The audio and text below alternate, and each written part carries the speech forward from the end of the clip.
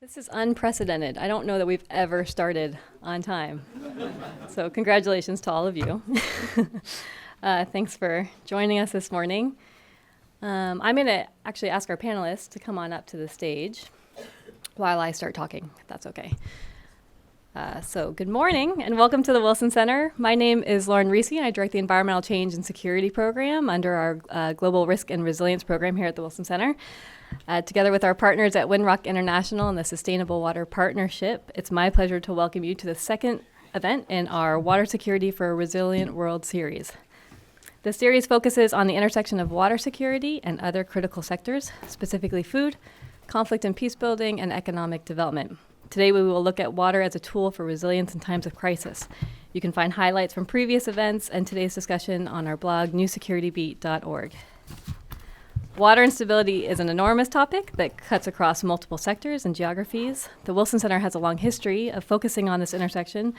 In fact, the connections between water and conflict were mentioned in the original charter to create the Wilson Center more than 50 years ago. But it was really Jeff DeBelko and his early research into how water resource management could be harnessed as a tool for peace building that solidified the Wilson Center's role in this space. Since the early days of the program, we have sought to bring together forward-thinking researchers, experienced practitioners, and engaged policymakers to explore and elevate these connections in a way that uncovers entry points to action. Today's panel reflects this mission of bridging scholarship and practice, and I want to thank Winrock International and the Sustainable Water Partnership for their collaboration in bringing us all together today. I also want to mention in particular Erica Weinthal and Cynthia Brady, who have contributed significantly to our program over many years. Erica has been speaking on this stage and writing on this topic since the late 90s and really helped to define the space of environmental security. Well, I would. It's true. I have to tell you, you come out of grad school and then you get to meet some of the people who you were reading while you were in grad school. And it's such a relief when they're also good people, right? And Erica is one of those. I also want to especially thank Cynthia Brady, who has played a transformative role in propelling forward USAID's understandings of the links between environment, conflict, peace, and resilience.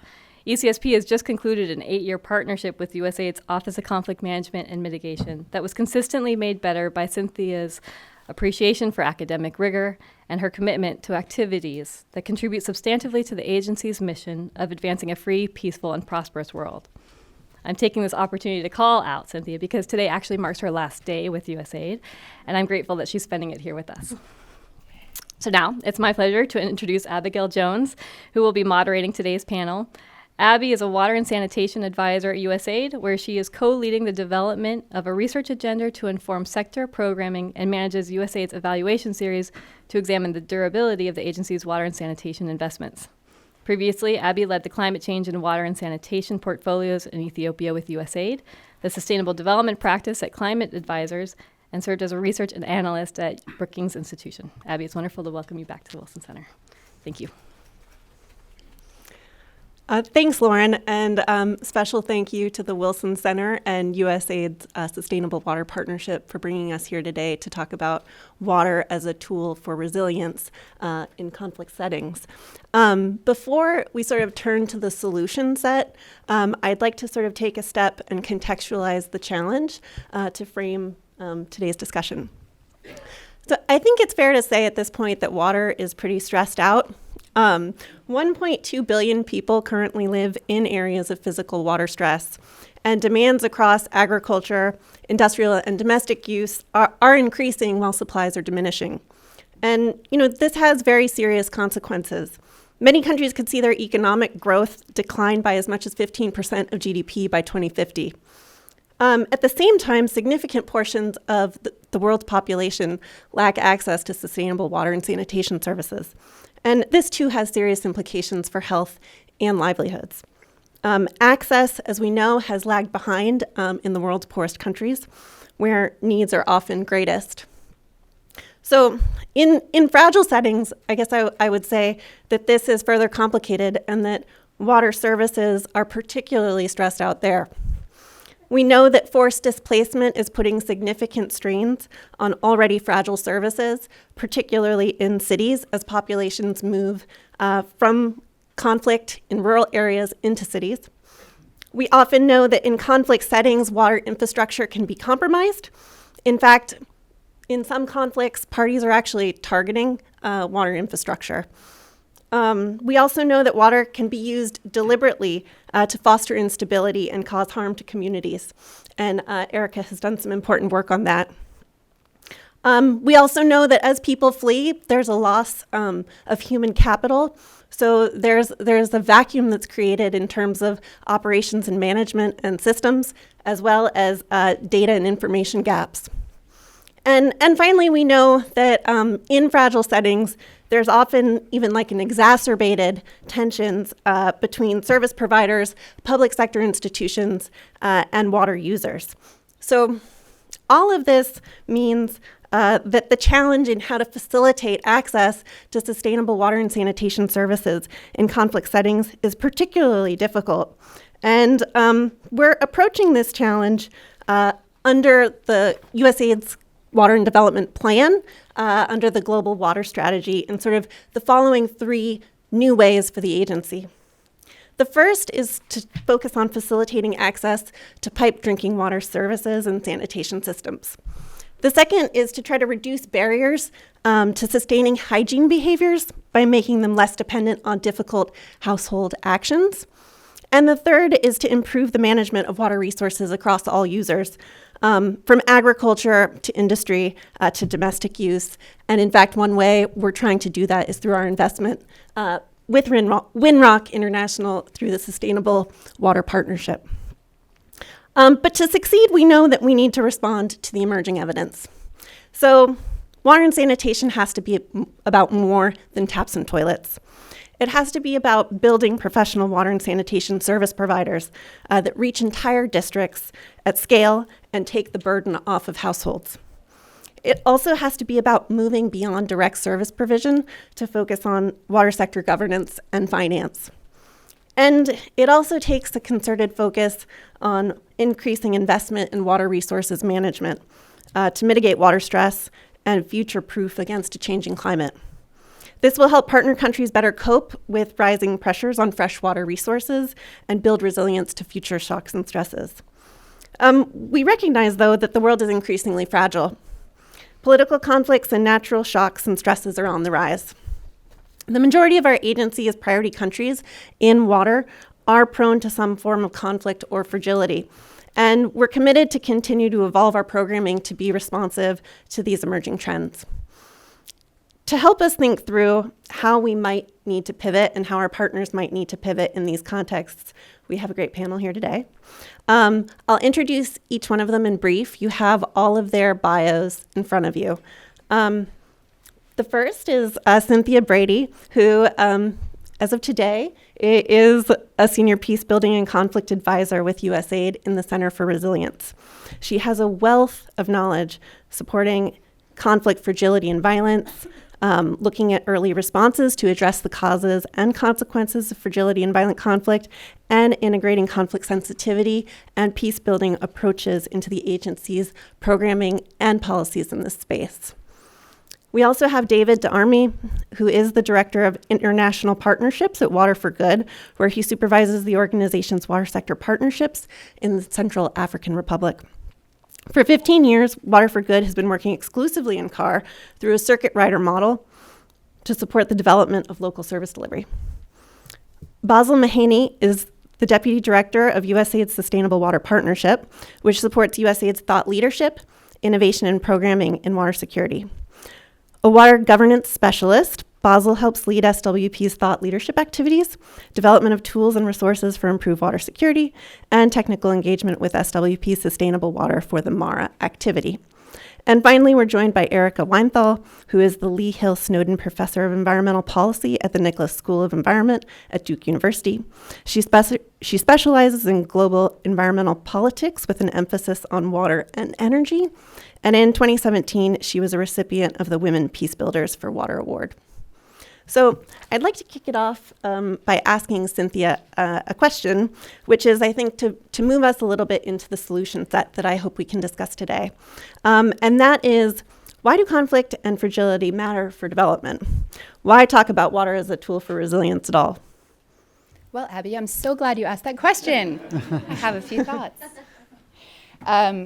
So I'm really pleased that I'm sitting here today representing both the Center for Resilience and my earlier work with the Office of Conflict Management and Mitigation, because as Abby said in her opening remarks, these two issues are increasingly coinciding for USAID and for the larger development community. And I've been very fortunate to be able to sit in offices which are looking at complementary components of that problem set, and water is one of the issues that sits very squarely in the center of both. I actually have the most fun job up here today, which is you may or may not know you get to watch a movie today. You don't always come to a presentation on a Tuesday morning and watch a movie, but today you do. And it's not even just a cool movie, it's an animation, which is even more fun to watch. So in a moment, I'll be showing you an animation on water conflict and cooperation, which the Office of Conflict Management and Mitigation developed in partnership with the Woodrow Wilson Center. But I thought that I would give just a couple of contextualizing remarks before we watch the video so that you sort of understand why we think it's important to add into this space, into this conversation. Also, as Abby framed, I think all of us in this room are pretty well aware of the fundamental challenges around water insecurity. But increasingly, the narrative that has related the risk of violent conflict to water stress has kind of evolved. We've begun to understand a lot more about the importance of water-related cooperation and collaboration and how that can actually contribute to peace building. And at the same time, how investments in peace building around natural resources can actually improve our outcomes with respect to water security and water use as well. So the video will talk a bit about that in more simplified terms. And for many years, USAID has been investing in better understanding the nexus of these issues around water and conflict. But I think one of the core messages of this animation that I hope you'll walk away with is that USAID also sees this as not just a set of risks, but a really important set of opportunities. Everywhere that we see these issues coinciding, we want to understand the complex risk environment, but we want to understand the complex potential for solutions environment that exists as well, as we understand how all of these things interrelate. In line with that, you may know that USAID is right on the cusp of a massive reorganization. And among other things, what it will do is bring together within a family of bureaus the new Center for Conflict and Violence Prevention, the Resilience Center, and the new Water Center. So those three components of the agency will actually be housed together under a shared family of bureaus that will be called R3, Relief, Recovery, and Resilience. So I think that is a really demonstrable change, which shows that USAID does understand how these issues fit together and that we want to do better organizationally and structurally at addressing things in these really complex and systemic sort of environments and situations where we are repeatedly finding ourselves. An important statistic to bear in mind is that the majority of USAID's investments for at least the last 10 years, have gone into fragile and conflict-affected environments. And when we drill down in specific sectors, those numbers about investments become really, really stark. With respect to priority countries under the Water for Poor Act, it's over 90% that are fragile or conflict-affected, and above 80% of our climate-related investments are going into fragile and conflict-affected settings. So the hard truth is that we can't just do traditional development in these environments. All of our investments are interacting with the dynamics of conflict and fragility one way or another, and we can hope to make those dynamics better where we are thoughtful about how we are engaging and investing. We know that conflict undermines development. So this is a very direct answer to Abby's question. Fragile and conflict-affected states show significantly poorer performance in meeting MDG targets. 9 of the 10 countries with the highest infant and child mortality rates have experienced recent conflict. Children in fragile and conflict-affected states are twice as likely to die before the age of 5 as more stable countries. And as we know from a lot of past experiences, there's a very real risk that non-conflict sensitive development interventions in these places can actually exacerbate fault lines and even trigger conflict. I'm going to say, well, maybe I won't. I was going to say a word about fragility, but I don't want to delay getting to the movie too far. So maybe let me just say one or two things to contextualize fragility, as opposed or as compared to violent conflict. The panel today gave us the frame of crisis, which I think is really helpful to our conversation because it means that we're talking about a variety of things. We're talking about violent conflict, we're talking about fragility, and we're talking about resilience. And you've probably heard quite a bit about fragility over the last few years, but you might wonder why it's so important. Why are we talking about fragility specifically? If you look at all of the conflict-affected countries in the world, 3/4 of them have one thing in common. They're also fragile. So not all of them, but 3/4. Fragility is very much about the state-society relationship. It is not about government institutions alone. So as you watch the animation, I hope you'll be thinking about this. Governance, governance, governance, not government. It's very much about this relationship and the way that we think about the dynamics of governance at various levels and among and between various actors. Fragile countries generate stresses internally, and they lack the capacity to prevent or respond to external stresses and shocks, which is why we really need to focus on doing our work differently in places that are affected by fragility. Very often in these environments, the how we do what we do is as important or way more important than the technical intervention that we're making. It's important that we think about conflict, fragility, and resilience as a system where all of these dynamics are emergent and interactive, and they have influence on one another. So there are important opportunities for evolution and progress where we're paying attention, even in the midst of crisis. So with respect to water specifically, I would say back in maybe 2014, 2015, the drumbeat of demand from our field missions about water and conflict was really high. We were getting request after request where folks understood that these issues were really problematic and affecting their ability to promote development, but we didn't really know what we should be doing about it. So in partnership with the Wilson Center at that time, we invested in developing the Water and Conflict Toolkit, which is a field-focused guidance document which leverages research by people like Erica and the field work of a lot of folks who are in this room, a lot of great organizations who've been working in this space, and tried to draw together what we knew, what the key issues were, lessons learned, and provide some programmatic examples of how we could do things better and differently to prevent conflict or to mitigate it where it already exists with respect to water.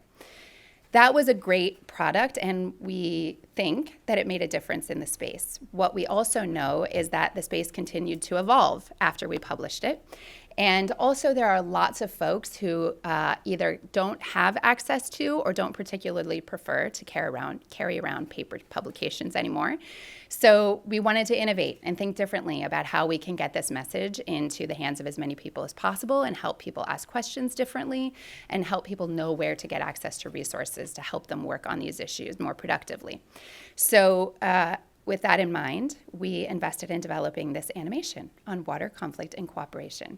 And I hope that after you watch it today, you will have learned a few things and maybe thought of a few questions that we can discuss as a panel.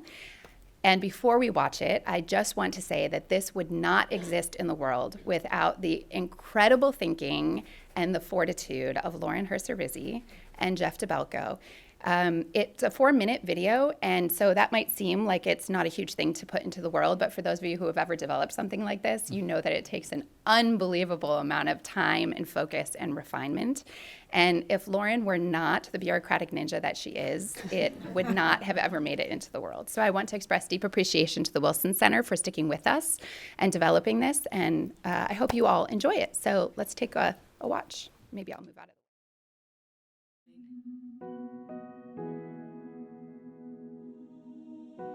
Water is a critical ingredient in the prosperity of the planet. It is essential to health, to food security, economic growth, healthy ecosystems, and to energy. And water is critical to issues of peace and conflict. Its central role in human life often makes it a cornerstone of any effort to address the numerous challenges that stand in the way of building healthy, prosperous, and peaceful communities. In fact, over 90% of USAID's water priority countries are fragile or affected by conflict. In these cases, water can be part of the problem, but it can also be part of the solution. Lessons learned from cases around the world illustrate how investments in good water management can help build peace, and at the same time how investing in peace can help meet water challenges. People have different and often competing water-related interests. The challenge is resolving those competing interests peacefully. Therefore, good water management is conflict management. And just as we must try to prevent hostility over competing water interests, we must seize the opportunity for cooperation over water to become a pathway to wider trust and peace among communities. Our shared dependence on water provides an opportunity for communities to come together over something as simple as making clean water more available to all.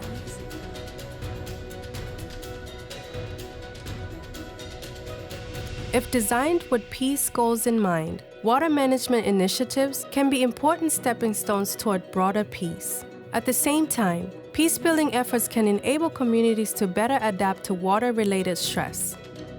In East Africa, one humanitarian NGO applied common peace-building techniques like conflict mapping to build trust among communities in an economically and ecologically stressed area of the region. The resulting cooperation and confidence among these communities proved to have resilience-building benefits beyond just avoiding violence. When the region was beset by a severe drought, those communities who had built trust with others and developed resource use arrangements were better able to adapt to those environmental stresses. Pastoralists could move their livestock through territory controlled by their former adversaries to find better grazing opportunities or to sell their animals at market. This important adaptation to environmental realities would have been much riskier and likely not possible at all had it not been for the earlier peace-building work. In this way, collaboration and trust are also central to successful natural resource management and lowering vulnerability to water scarcity, food insecurity, and land degradation. Opportunities like the last two examples exist the world over. Environmental peace-building requires all of us to think creatively, often outside of our own sector approaches. Early adopters of these approaches have learned valuable lessons to share with those who also want to seize opportunities to better manage water and to build peace at the same time. USAID has guidance and technical resources available to assist practitioners working to capture the peace dividend of water and the water dividends of peace.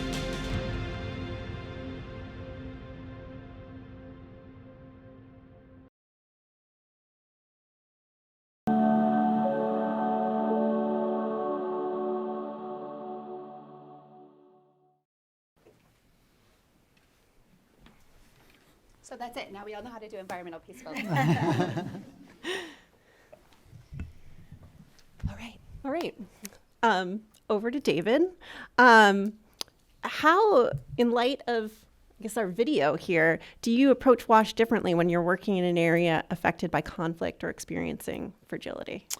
All right. Well, thank you very much for the introduction. I think it's important for me to give a bit of a context of the country. Since its independence in 1960, the Central African Republic has never effectively deployed state presence in many parts of the country, nor has the country ever been able to develop its infrastructures. In CAR, fragility stems from that lack of development. So the vast majority of its citizens have been locked in poverty caused by chronic political and economic instability, ultimately translating into an unprecedented conflict that's taken various forms of ethnic and intercommunity tensions. So in this context, the systems that make up the water sector have never been established. The state agencies in charge of the sector are almost entirely dependent on foreign assistance. And while the government struggles to build capacity, scarcity of safe water points creates an environment that doesn't really lend itself to being attractive for local service delivery actors to exist and function. So it's the systemic failure that has hindered state legitimacy. So making sure that the right segments of the water value chain are stabilized and secured is obviously going to take years. So building a resilient community through water means that service delivery should be accompanied by thinking about the whole system and not just the end product. Therefore, it is my proposal that strengthening the water sector and creating resiliency in fragile contexts such as the Central African Republic is much more about commitment rather than strictly humanitarian interventions or quick ways to exit. So that said, Water for Good is an international NGO, but we only work in the Central African Republic. And in that context, we are essentially a local water services provider. We see professionalization and reliability of wash services as paramount. And I want to argue that this can also be a tool for resilience in the face of fragility. Water for Good launched drilling activities in 2004 and created an ad hoc maintenance program to keep newly drilled wells functioning. Now, over time, Water for Good has professionalized and scaled the reach of local technicians that provide preventative maintenance services through a circuit rider maintenance model. The program has 4 teams of 2 technicians that provide the maintenance service while a third person collects data. The circuit rider model comprises 2 visits per year per water point that covers a vast area of the country, roughly the size of Uganda. So to operate this model, Water for Good has 2 field offices to oversee logistics, employee reporting, and financial control. In 2011, Water for Good began electronically monitoring all the water points within its program, which now covers 7 of the 16 provinces and about 80% of the wells in those 7 provinces. We have over 10,000 unique electronic service records, which verify that the services achieve levels of water point functionality between 85 and 90% at any given time. In 2018, the overall cost of operations was roughly $500,000 and reached nearly 1,800 hand pumps that serve approximately 650,000 people. So the integration of digital data collection and monitoring has enabled Water for Good to systematically evaluate services, manage supplies, and increase routine planning efficiency. Communities that opt for being in the maintenance program are tied to a contract that is co-signed by Water for Good, the state, and the communities. So this legal framework brings a significant amount of stability, a framework for governance, and it creates expectations similar to what we here would expect from utilities we pay for, and a perception that the state is in fact involved in the well-being of the communities. Communities know that there is a professionalized set of technicians that routinely comes in and keeps the infrastructure working. So the point is, we aim to guarantee a consistent level of service and access to water for user end.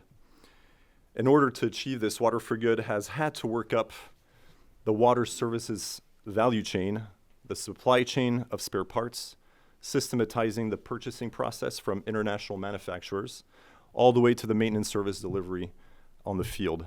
And this service is, in essence, creating a stable environment within an unstable country before and through the current conflict. Thus, we see reliability in services as a tool for resilience. Patrick Moriarty at IRC WASH often speaks about an interesting phenomenon. When you live in a place where services work, most of us become blind to the complex systems that provide those services, whether it's energy, communications, access to water. This can be a good and a bad thing. It can be bad when we set ourselves out in a project without really caring about the whole system that goes into the end product. But it is inherently a good sign and a privilege for the end users to be blind to their wash systems, because it means the system works. We pay for a service and we find great security in not having to worry about whether or not the water will come out of our faucets. In a place like the Central African Republic, the problem is that the systemic development needed in the country is too often met with projects that are funded by emergency narratives with many consequences. 2 of them being, as mentioned, quick exit strategies and the inculcation that services are free. 2 diametrically opposed notions to development and resilience. These issues, I believe, are well documented, but in order to address water as a tool for resilience in fragile contexts, it is important to describe the paradigm millions of Central Africans live in and how we have also observed some of the outcomes of our services in the Central African Republic. When water is reliable, communities are able to move on to other issues, occupations, send their children to school with fewer obstacles, set out on economic development. Through the ongoing preventative maintenance services, we have seen how removing the servicing of wells from immediate community responsibility generates a sense of security in those communities. The sense of security obviously comes with accountability.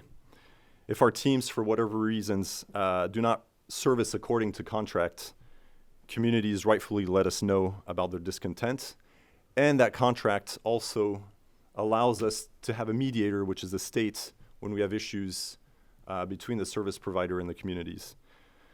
So hospitals, schools, institutions, communities have been able to build around that consistency of the maintenance visits and not rely on their infrastructures to work according to the unpredictable and often expeditious mobilization of organizations. So, all that to say, water can only serve as a tool for resilience when access to it is consistent and that the system for making it consistent is set in place. Thanks. Thanks, David. Mm-hmm. Basil, turning to you, how can water programming be used to build resilience in the context of humanitarian relief efforts? Thank you. That's a really important question. I want to begin first by thanking the Wilson Center and Lauren for hosting this important panel. For the panelists, Abby, for your opening remarks, Cynthia, congratulations, and to David and Erica. It's a pleasure to be up here with both of you. I thought a lot about this question, and I naturally began with the resources that Cynthia referenced, because the question of, what do we mean by humanitarian? It's and fragility. We know what those contexts are. We can all, I think, point to them and identify them. But then when we sort of break it down, what are the characteristics that we look for? I think more open conversation happens. And so I guess I would like to start with sort of framing the Sustainable Water Partnership and some of the work that we do, because I think it'll help explain the lens that I come at this question. So the Sustainable Water Partnership, as Abby noted, is a USAID-funded project that supports USAID with thought leadership and pilot activities in watersheds around the world, primarily focusing on water security improvements. And two of our main activities right now are in the Mara River Basin in Kenya and Tanzania, and in the Stung Chinit watershed in Cambodia, among others. And I think it's important to start with a definition of of water security and how we approach it. So for us, water security is defined as the adaptive capacity to safeguard the availability of, access to, and safe use of an adequate, reliable, and resilient quantity and quality of water for health, livelihoods, ecosystems, and economies. And we approach the question of water in this way because we do not see water as a water sector issue per se, but rather as a broader socioeconomic, environmental, and political concern. And I think this resonates with some of the opening remarks from David and Cynthia. And I believe our approach to water security in this way, which emphasizes a risk-based approach, stakeholder engagement, and negotiated and integrated actions, among other considerations, aligns with the focus of our discussion this morning, reflecting on water as a tool for resilience in fragile conflict and conflict-affected settings. And so to begin, for me, I think it's important to take a step back and think about fragility. It was a concept, an idea that I was thinking about a lot in preparation for the panel. I think we would all agree that places are fragile when we worry about the potential effects of shocks or stressors on local communities, infrastructure and services, and the impacts on the environment. I agree that it's a function of sort of deteriorated state-society relationships, but I think there's also more that we should take into consideration. If we were to look at different places we would consider fragile, we would probably find, characteristics in common. So as I noted, it's often associated with conflict or political violence, poor state-society relationships, political instability, and low economic development. However, I think we also need to recognize the role that environmental variables can play and climate change and how they shape fragility as well. So in other words, fragility may be characterized as political, social, economic, and environmental. And at the risk of oversimplifying, because I recognize that this is a really complex topic and issue, I see these as sort of reflections of the interactions, see fragility as a reflection of the interactions between multifaceted risk factors and the capacity of state, service providers, and communities to manage these risks. It's important to keep in mind that fragility isn't necessarily unidirectional or equally experienced within a particular place and time. And I think water really exemplifies the multifaceted nature of these risk factors, in part because the relationship between water and productive economies, healthy communities, ecosystem services, and general well-being and stability. And this is why water can be characterized as a risk multiplier in places that experience political, social, economic, or environmental fragility. And a place where the Sustainable Water Partnership does not work, but I think is a really common reference point for these conversations, is Syria. Syria's tragic war, I mean, I don't think the devastation can, I personally can't fathom the extent and the depth that the country has depth of the violence that the country has had to deal with. But when we look at sort of the origins of the conflict, it's often traced back to drought and mismanagement of water, which led to collapse of livelihoods, which then served as a precursor for tension in the country. When we look at the last 35, 40 years in the country, however, we see that water governance was part and parcel of the state's agricultural policies to pursue food security, on the one hand, and to build political alliances with the agrarian classes. For years, the Syrian government heavily subsidized diesel fuel to help farmers pump water for their crops.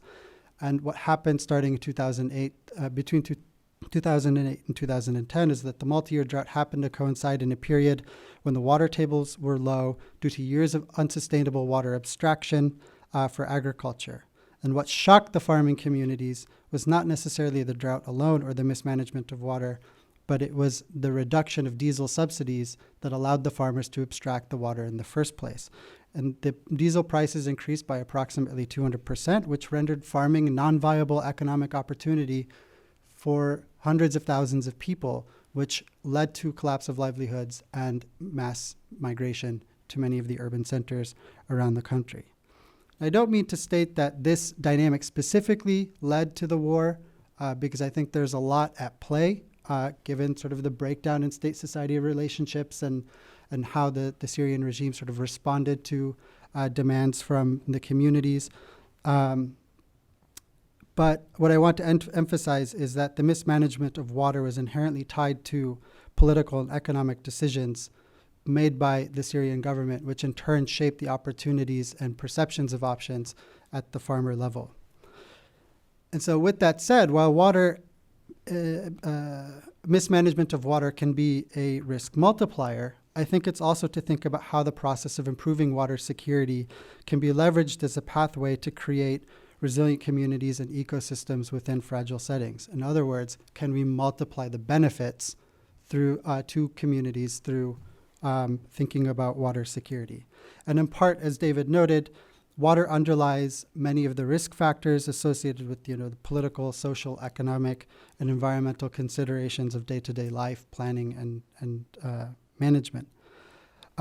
And centralizing water security and resilience programming may be an effective way to deliver facilitated and integrated planning and implementation processes such that we can meet the competing needs and deliver co-benefits to sectors, stakeholders, and ecosystems. So I think working in fragile contexts is like working at the nexus of relief and development. And to work at this nexus effectively, we need to understand the risks and the stakeholder dynamics. And by clarifying these risks to ecosystems and communities, we can develop more informed mitigation efforts to respond to any potential shocks in the short term and build adapted communities and systems that can deal with long-term stressors.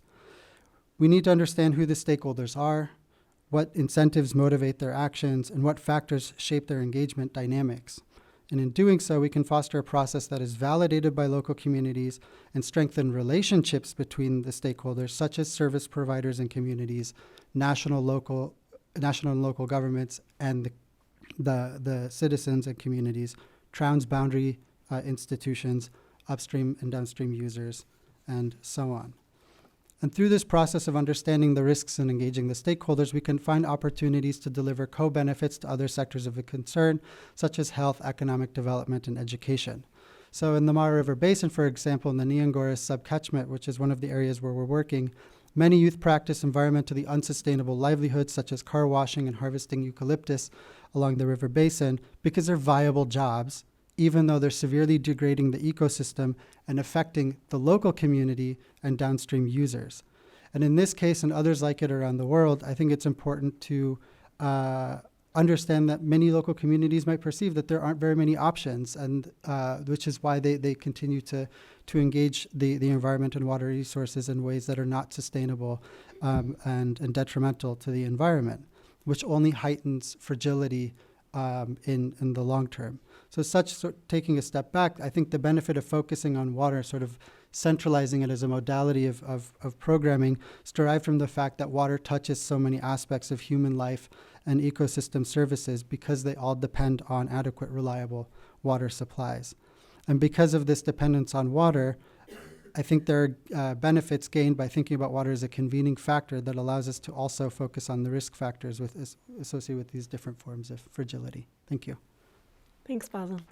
And finally, turning to Erica, your research on water as a weapon and the targeting of infrastructure really has implications for humanitarian disasters and how we respond. So I'd love it if you could share with all of us what your research has uncovered and what it means for how we program on the ground.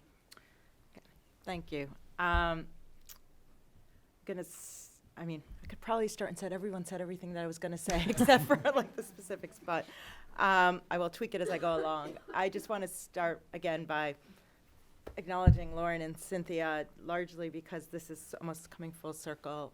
Having worked with both of them for many, many, many years at this point, and having especially sat with Cynthia thinking about this field of environmental peace building and what are the links between water and conflict and peace throughout the conflict cycle. And so in many ways, my work has focused on the role of natural resources, particularly water, at different points in the conflict cycle, depending where I was in my youth or career or where I am now.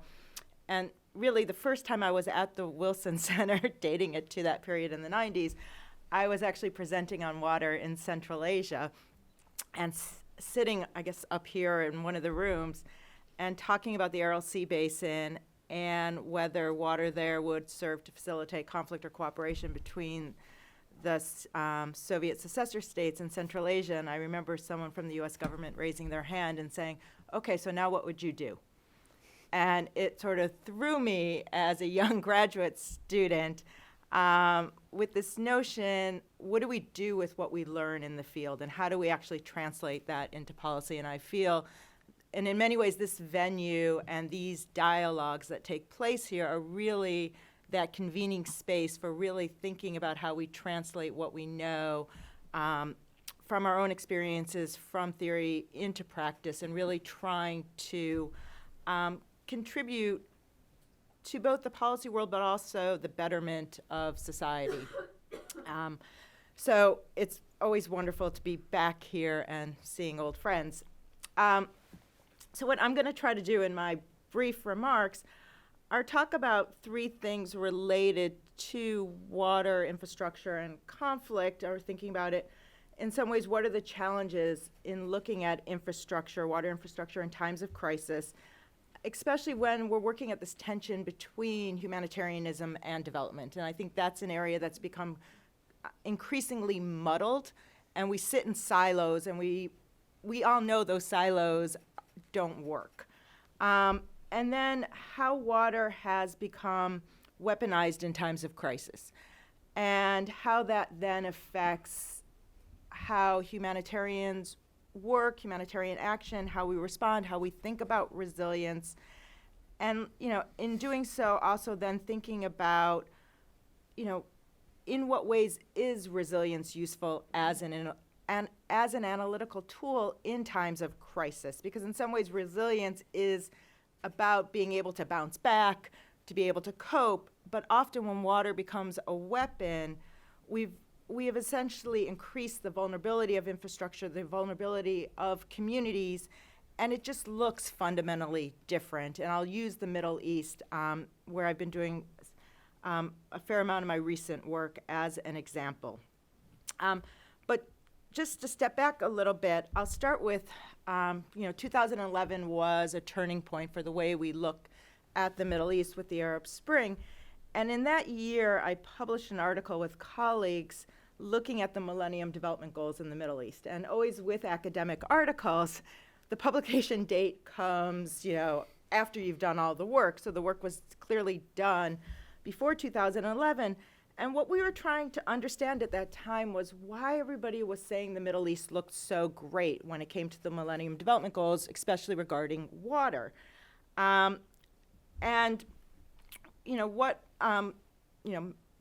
The specific Millennium Development Goal for water was really about reducing the number of people without access to adequate drinking water and sanitation.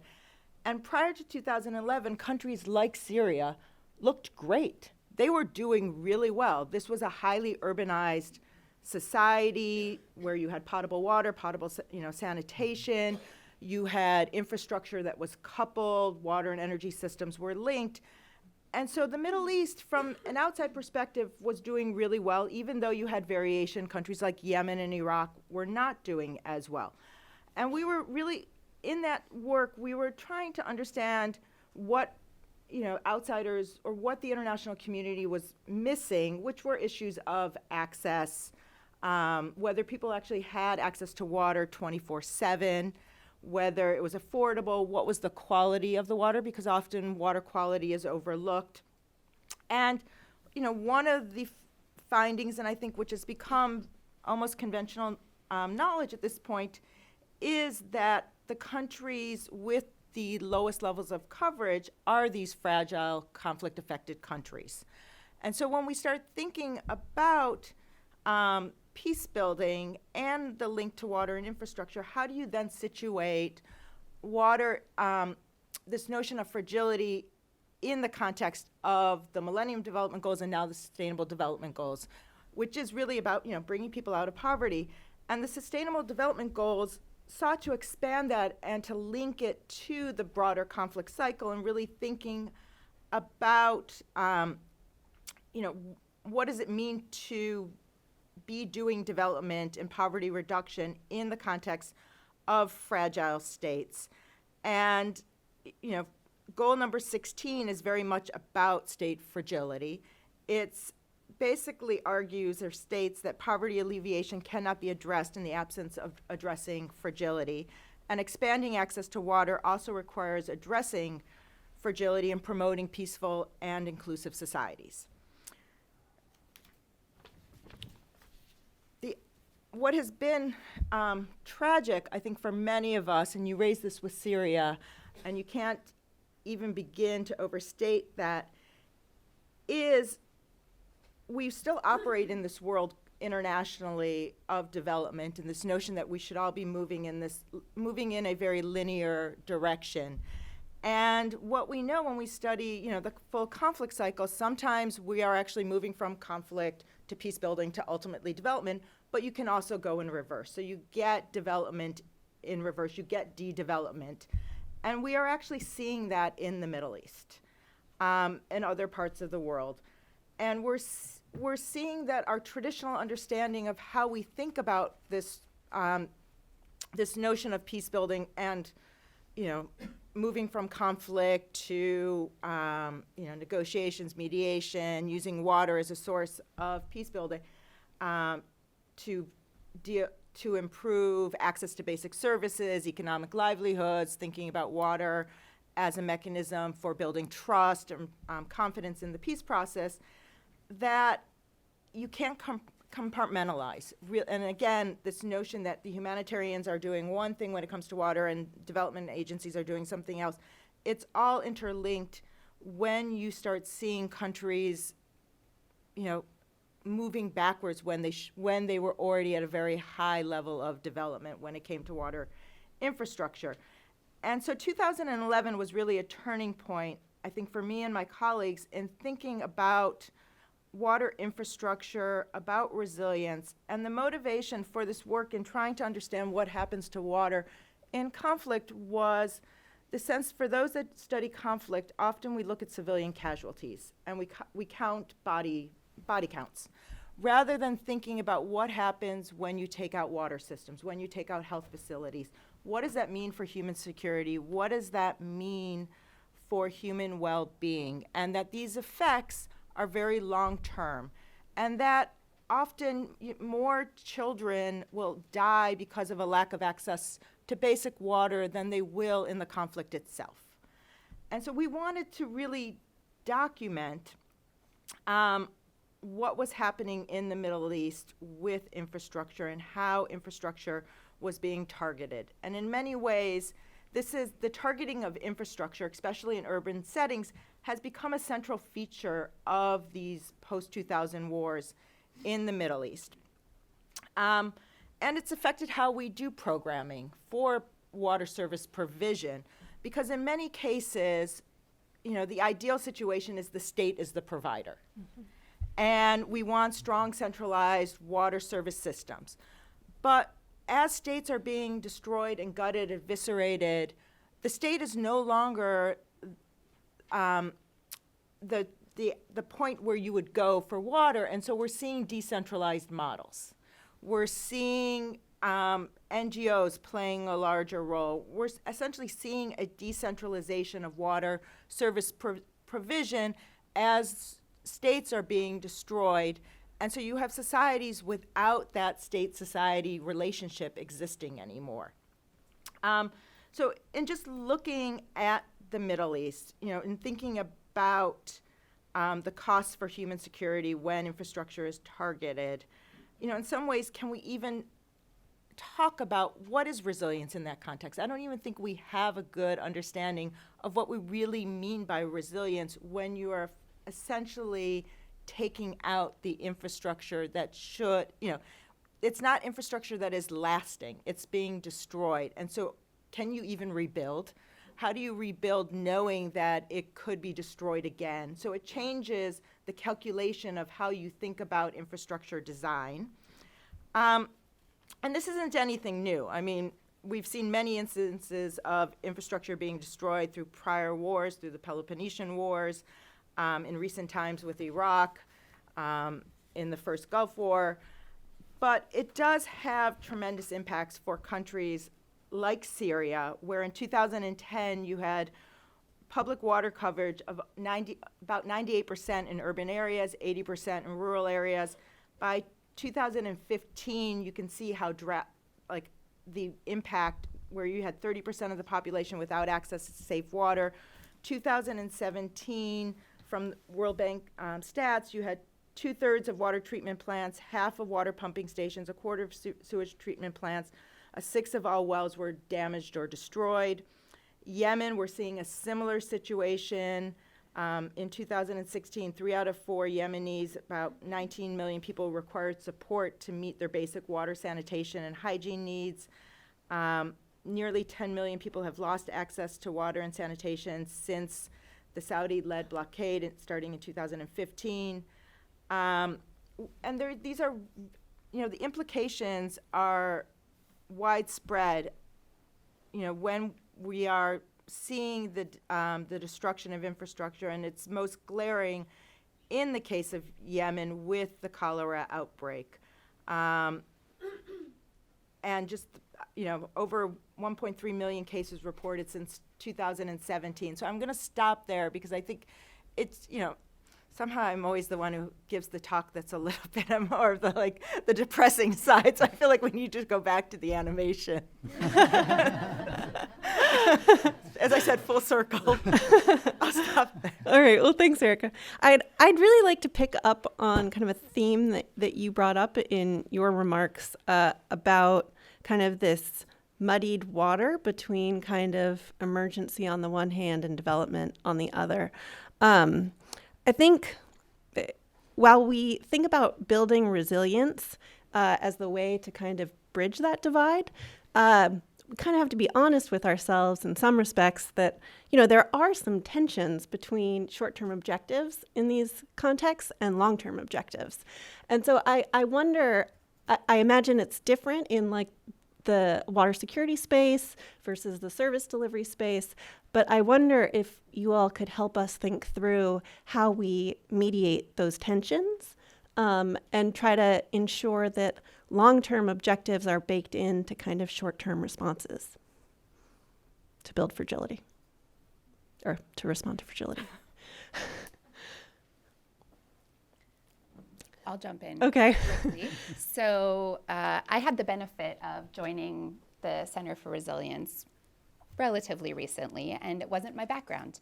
So I benefited, I think, from a change in perspective. And one of the messages that I was taught, and I really understand and believe now, that deals with this is resilience is not an end goal.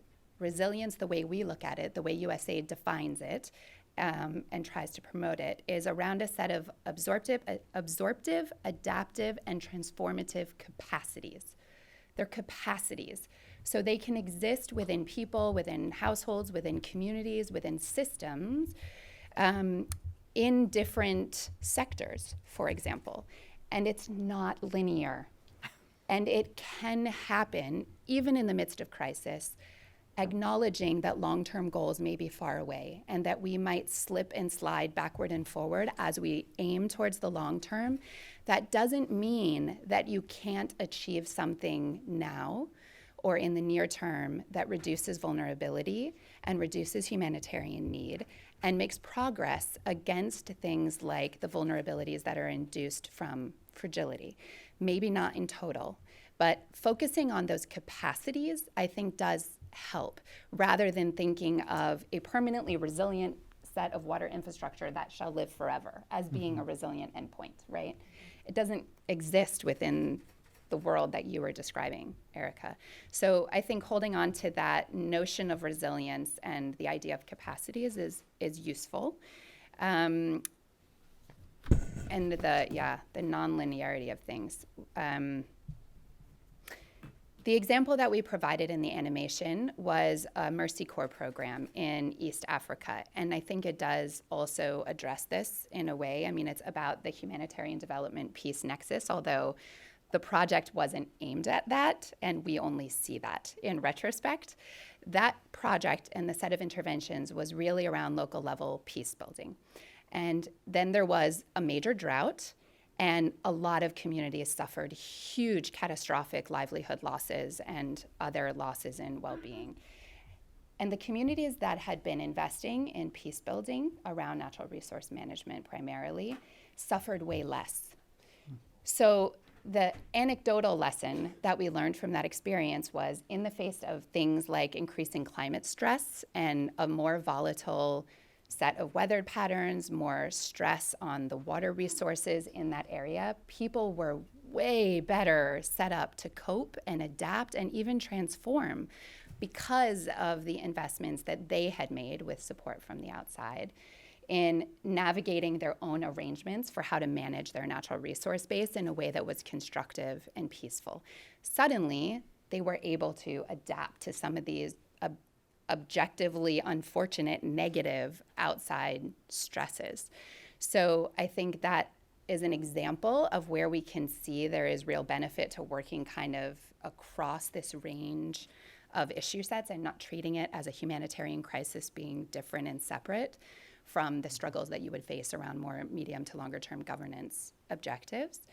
And again, acknowledging, as Erica rightly pointed out, that these contexts are not linear and the shocks and the stresses are recurrent and persistent, and they don't always happen in the same way. So if we focus on those resilience capacities in different ways and build them in the middle of it, it certainly helps people in the process navigate the muddiness of the waters a little better. Does anyone else want to jump in?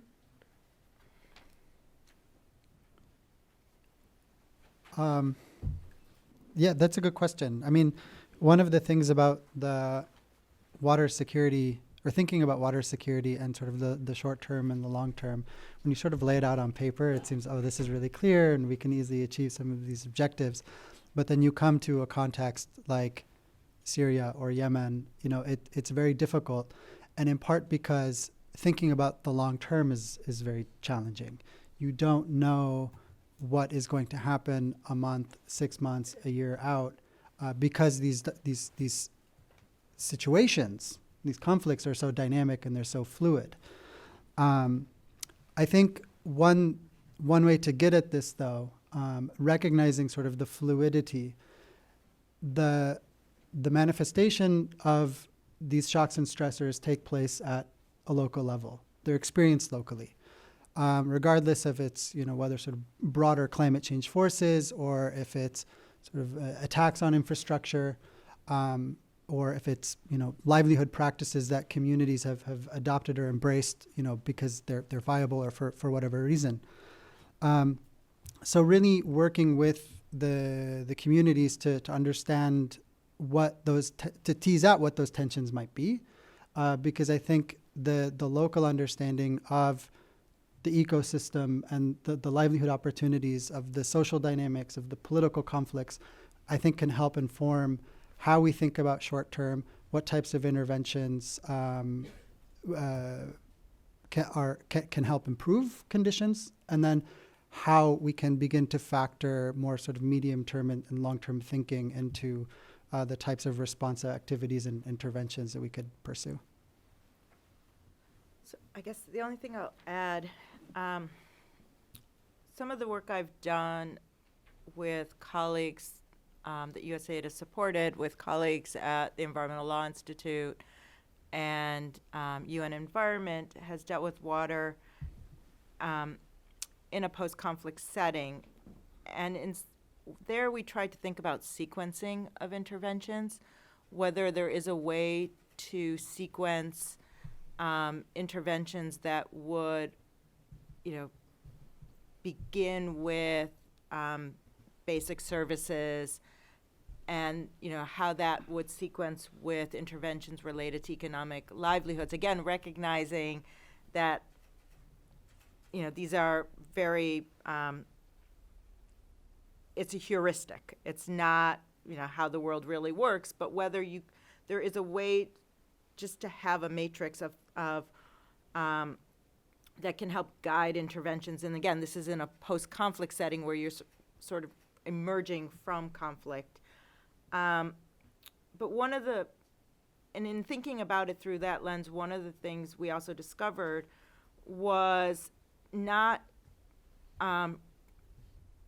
moving immediate, not using your starting point as, okay, we have a clean slate, and really understanding what was happening on the ground during the conflict, where we had one case which I found really interesting that was looking at Monrovia and the role of the informal water sector and these informal water tankers that played an incredible role in the delivery of water, and how you can then integrate that into the more formal system of governance, rather than presuming, okay, now we're at a new phase of post-conflict, let's just, essentially erase what was the core institution for water service provision during the conflict and start with providing all the resources for the government service provider. So really thinking about, how you integrate what at that point was the informal sector into a more formal sector, so the short into a more long-term view. Maybe I could just give an example from the Central African Republic. Currently, the majority of the funding of the WASH sector is done with a short-term scope, so within more emergency, which is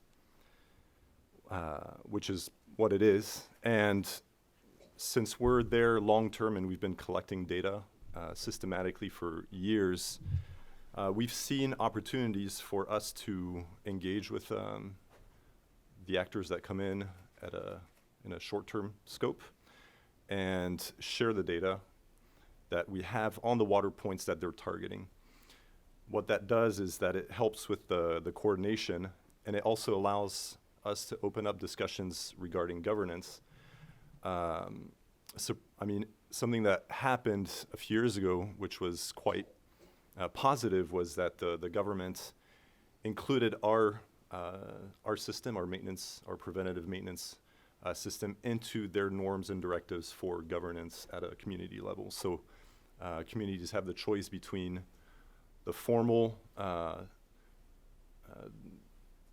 arrangement where the government is in charge of coming and repairing the well if there's a problem, or they have the option of signing up for the preventative maintenance, but they have to choose.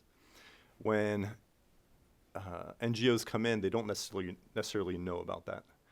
So often they will come in and intervene on a specific route in villages that have been cut off due to conflict, or bridges have been blown out, or there have been high concentrations of populations around water points because of displacement. So we've had instances where we were able to share the data that we have, but also remind them that they have to allow communities to choose which service they want. So that has worked well in the past. Not always. We've also have instances where organizations come in and oblige the community to have a local artisan repairman trained, and that creates tensions and confusions at a community level. Oftentimes when we return through our preventative maintenance, the community will refuse our services, saying, well, since an NGO comes in and does this freely, well, we don't want your services. 6 months later, they'll come back to us saying, we'd like to reintegrate your service, please. But just the collection of the data and having, all this is happening in a very informal way. We present ourselves on a regular basis at the WASH cluster, which is mostly about responding to emergencies, and we just remind the sector that we're there kind of on a long-term basis, which gives them a second option and allows them to better write up their project narrative as well. So I think it's starting out with solid data, even in a fragile context, is kind of foundational for to help us shift from informal to more formal conversations. And we've been stepping back from all this in the meantime, discussing with national authorities on how we can better analyze this data together to better inform the WASH sector. So I know the government has been able to influence the way NGOs function in the country. So just coordination is practical and important, especially when you have good data. So I think that sort of dovetails nicely to another question that I had sort of burning on my mind. Cynthia mentioned we want to focus on governance, not government.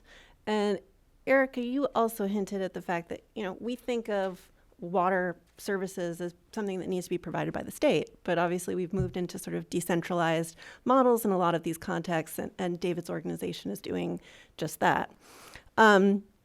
But for an agency that's sort of thinking right now in sort of the mantra of ending the need for foreign assistance and trying to think about sustainability very intentionally, even in these fragile contexts, is that sort of something we should be shooting for? I mean, is sort of NGO or decentralized service provision really kind of the realistic option in these fragile contexts? Or can we intentionally work with the state even when kind of the state is going through these sort of traumatic shocks?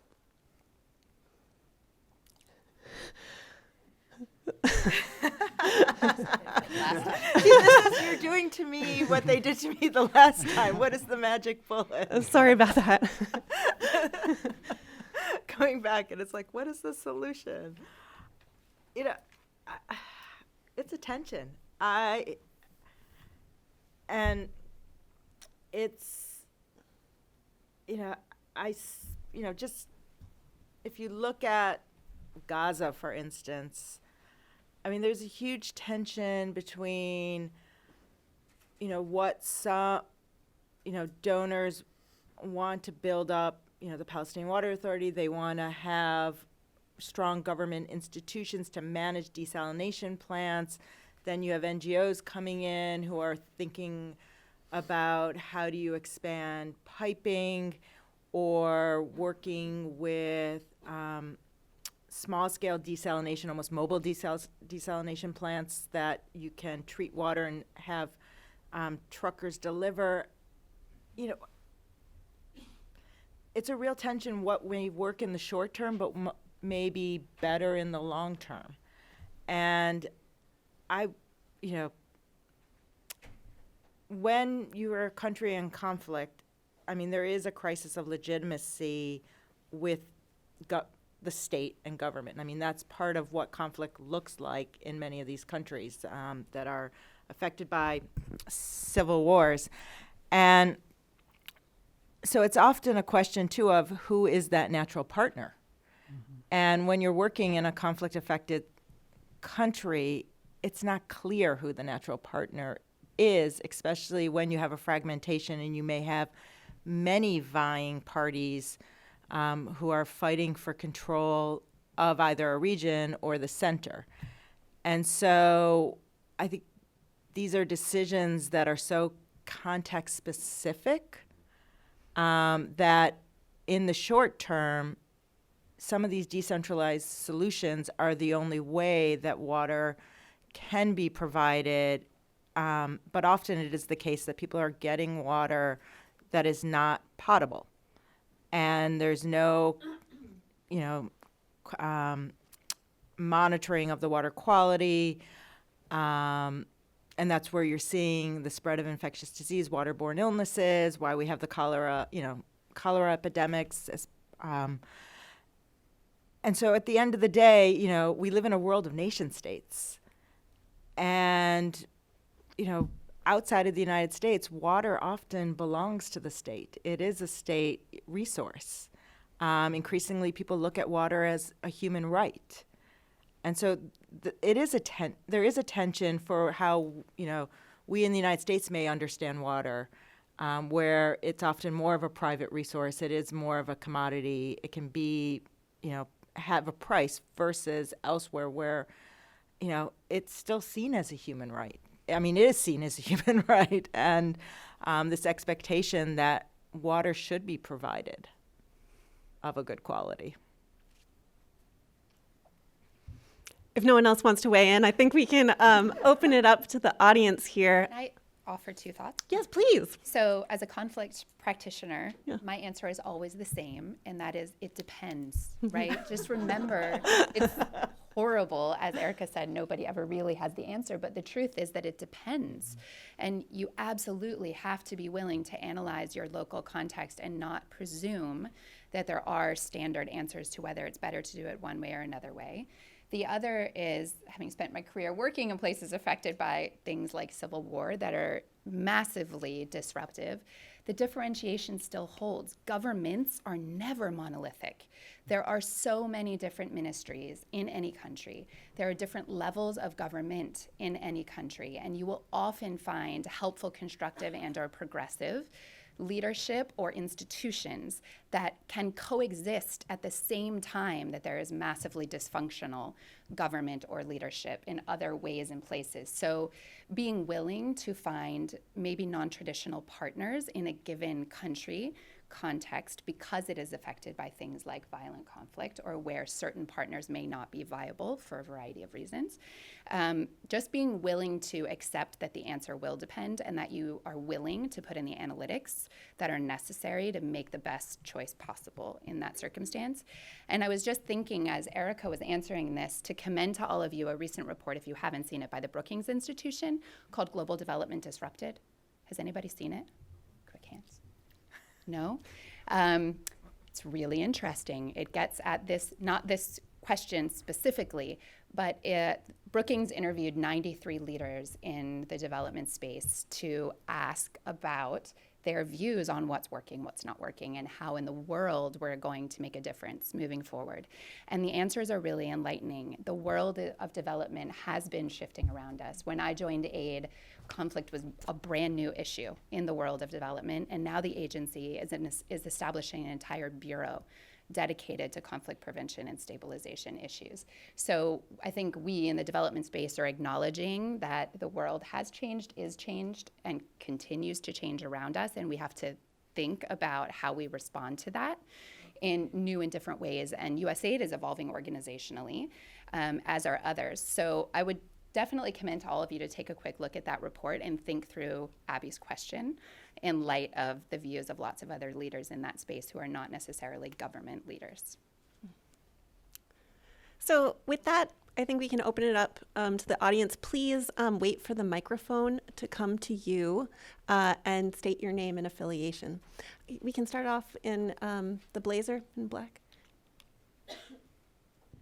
Thank you. Karen Florini with Climate Central. I have a lot of bad news for you guys, and I'm wondering about the extent to which the water and the WASH community is systematically and quantitatively thinking about the fact that climate change is going to make your mountain much, much steeper to climb, because as temperatures increase, there'll be greater demand for water for people, for plants, for animals, agriculture. As sea levels rise, you're going to have more and more saline intrusion of aquifers in the coastal areas, which increasingly are where most of the people in the world are going to be living. And you're going to have more and more deluges because as temperatures increase, with every degree centigrade of warmer temperatures, you have 7% more water in the atmosphere. And when storms happen, that water comes down increasingly heavily. And then finally, you're going to have more and more of the high-intensity cyclones that are capable of wiping out not only water infrastructure, but lots of other kind of infrastructure. So happy Tuesday, and with all that in mind, my question for you all is, in what ways are you thinking systematically about dealing with those problems, that quartet of problems? Okay, I think we should take perhaps two more and then address the panel. How about in back with glasses on this side?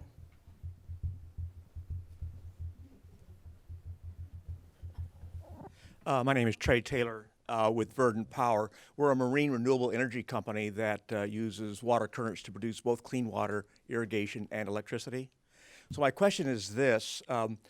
Given how the world is changing and climate change, what we're discovering is at the local level, when you talk about decentralization, is the empowering the local community, which means empowering women at the local community to create new entrepreneurs, new government leaders, but at the local level for sustainability. Thank you. And right here, green glasses. Hi, I'm Kelly Bridges with Global Water 2020. So as you'll know, the JMP baseline report came out last month about WASH and healthcare facilities, which found, thank you, that 2 billion people use healthcare facilities without basic water services, 1.5 billion use facilities without sanitation services, and 43% of healthcare facilities don't have hand hygiene at points of care. So with this information in mind, as well as recent news that's come out of Venezuela and in Gaza, and of course, thinking about the implications for infection prevention and control in the DRC, which is currently experiencing an Ebola outbreak, I'm wondering, how are you thinking about or approaching the nexus between water security, global health security, and fragility? Okay, thanks. So we have three questions. One around how we should systematically address climate in the water space, one about empowering women at the local level, and the third one about water security and global health security, that nexus. I'll open it up to anyone who wants to address any of the three questions. I'll jump in. Please. So for the first question, all I can do is sigh, I guess. I mean, just watching the local news this weekend and seeing how much rain, is the South is receiving in Houston, and the pummeling that they're receiving. I mean, even as it moves up the East Coast and the cold weather that we're experiencing. But recognizing that, fortunately, our systems and infrastructure are more advanced than places where parts of the world that can't cope with these more extreme weather events. The way that we are incorporating or considering climate change, or how it factors into the work, especially in the Mara Basin. One of the things that we did before we moved in, launched our activities, was coordinate with two partner organizations. One of them is actually a USAID project based out of DC, Atlas, to conduct climate vulnerability assessments. And it was sort of a combination of different data inputs. One is sort of looking at sort of complex climate modeling, to desk review, trying to understand the dynamics as to what is taking place in the Mara River Basin. And then also 3, engaging local stakeholders to understand how are they experiencing this at the local level. And, the assessment results sort of showcase 2 parts. One is there are the climate risks that are increasing within the Mara River Basin. So there are things more extreme weather, more intense droughts, rising temperatures. But then also there's sort of the human dimensions of it. So there's increasing urbanization, which is changing land use, expanding agriculture, again, which is changing land use and has implications for the river basin. Bringing all of this information together and then engaging local stakeholders, ranging from, the water user associations at the local level to county governments, the national government, and then also regional institutions. So one of the things that we're trying to do as a project is build on an agreement that was signed between the governments of Kenya and Tanzania in 2015 to improve governance and management of the Mara River Basin. And a really fundamental part of it comes back to this question: what is happening at the local level, and how is the climate change considerations or climate change affecting those dynamics locally? And so using that information and those the data points, it's informing a lot of the subsequent conversations we're having on potential interventions that we can pilot, both for the immediate term for remediation activities to improve high-risk areas or hotspots that we've identified within several subcatchments, but then also more medium-term and longer-term issues that we can work towards improving. And then related towards the third question, this comes back to the question of water security and how we can leverage water, leverage the co-benefits of thinking about water and other sectors. And so one of the things that also stands out in the Mara Basin is, I think it was something, the statistics was around 60 or 70% of the communities rely on unimproved water resources. And given climate change and the degradation that's being experienced that we're confronting in the Mara Basin, this obviously has health implications for vulnerable households. And so as a part of this, the remediation and mitigation efforts, understanding where those areas of concern are, then how can we work with communities to access improved water resources? So protecting the springs on the one hand, and then also factoring WASH into some of the broader community conversations with the different stakeholders. So the healthcare facilities, the schools, and otherwise. Thanks. I'll jump in on the gender question, and just very brief. It's a different, maybe not answer it entirely, but there are many opportunities for bringing women into the discussion about water access, and it's largely having them at the table is the first one. And in the book that I co-edited on water and post-conflict peace building, one of the most useful case studies we had was from the Kivus, Kivu in the Democratic Republic of Congo, of how when women were able to talk about the issues they faced regarding access to water, you were able to both leverage water as a source of building trust and cooperation among communities that had been in conflict, but also finding solutions to expanding access to water. And it was largely by having women initiate the conversations. And then the other thing related to that is often we're talking about water rights, and colleagues at the Environmental Law Institute are doing some very interesting work where they're finding too that, which is also something that I think many of us know, that water and land are are linked. You can't separate them. And if you don't have land rights with water rights, often water rights become, you can't expand access to water. So really thinking about these intersectoral connections between water and land through the lens of gender too, for women, because they often don't have access to, rights to either. I would like to jump in on the first question with respect to climate to say that I would venture to say it's an issue that USAID has cared very passionately about.